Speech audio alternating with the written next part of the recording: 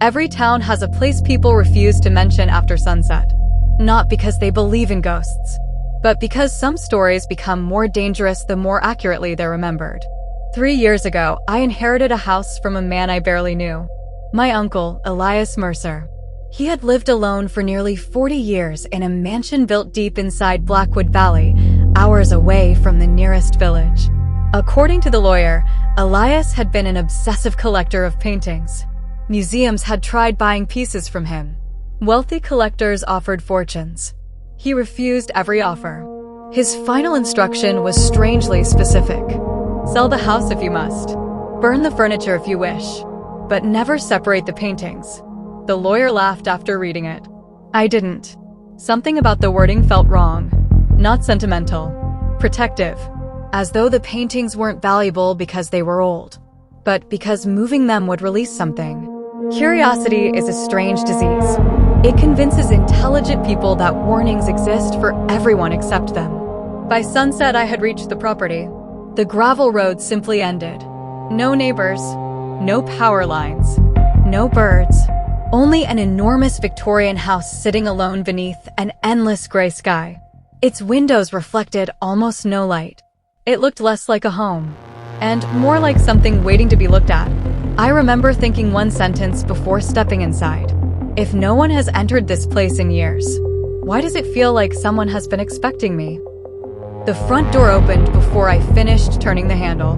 Not quickly, slowly, like someone on the other side had already begun pulling. Cold air rolled over my shoes. The smell wasn't mold or dust. It smelled like fresh paint. Impossible. The house had been abandoned for months. Inside, hundreds of framed paintings covered every wall. Portraits, landscapes, family scenes, children, old men, storms, forests. Every empty space had been filled. The strange part wasn't the amount. It was the arrangement. Every painting faced inward, toward the center of the hallway, toward anyone walking through it. I tried counting them.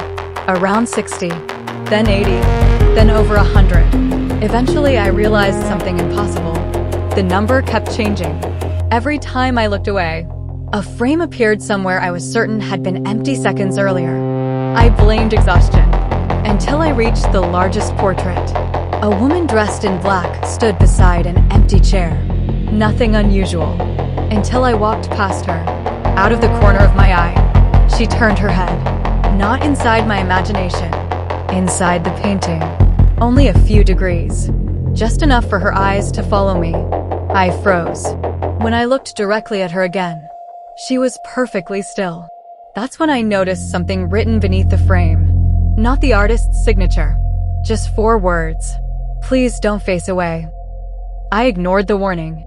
That's what people always do when they think they're smarter than fear. The hallway opened into a ballroom that had been converted into an art gallery.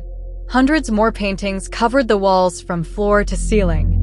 Some were masterpieces. Others looked unfinished, their brushstrokes stopping abruptly, as though the artist had vanished before the final stroke. At the center of the room stood a massive easel holding a canvas beneath a black cloth. Beside it sat a leather journal. The first page carried only one sentence. I made the mistake of believing I was collecting paintings. The next page corrected it. The paintings were collecting me. I frowned. The entries grew stranger. Elias described hearing conversations after midnight. Not voices in the house. Voices inside the paintings. They argued. They laughed. Sometimes they begged.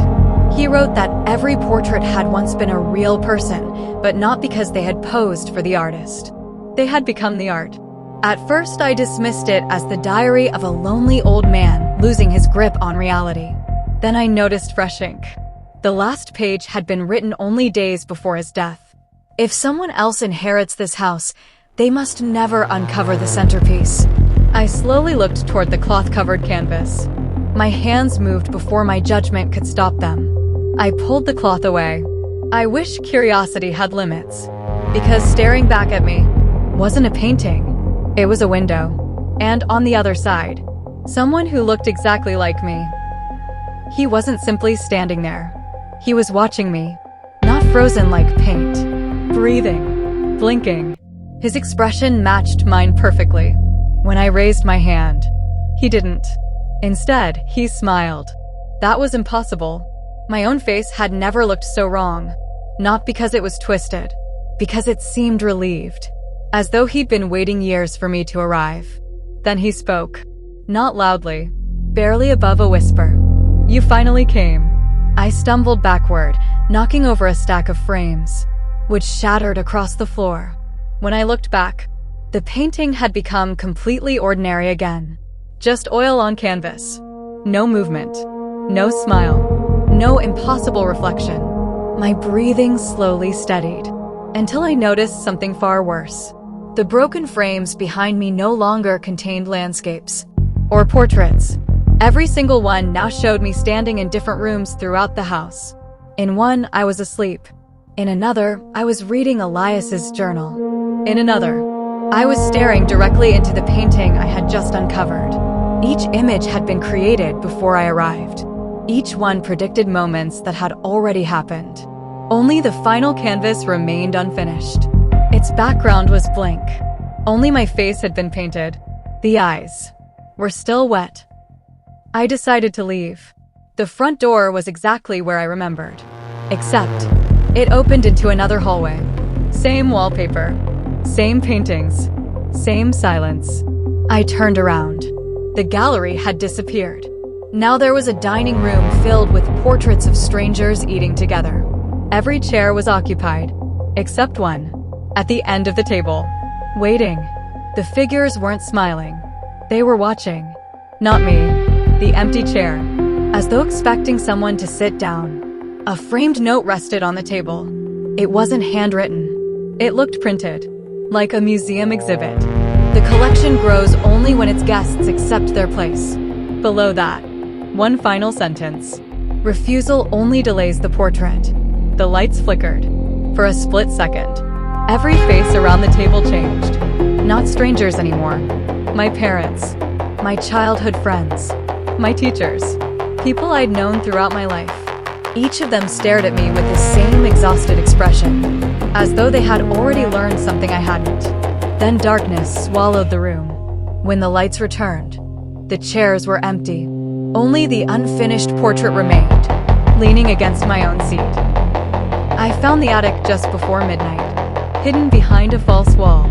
Inside stood hundreds of canvases stacked back to back, each labeled with a year. 1912, 1936, 1978, 2004. Every decade, every owner. Each painting showed someone trapped inside the house. Not screaming, thinking, always thinking. Some appeared to have aged decades while remaining inside the frame. Others had written messages across the canvas itself. Most were impossible to read, except one. A woman had carved the words directly into the dried paint.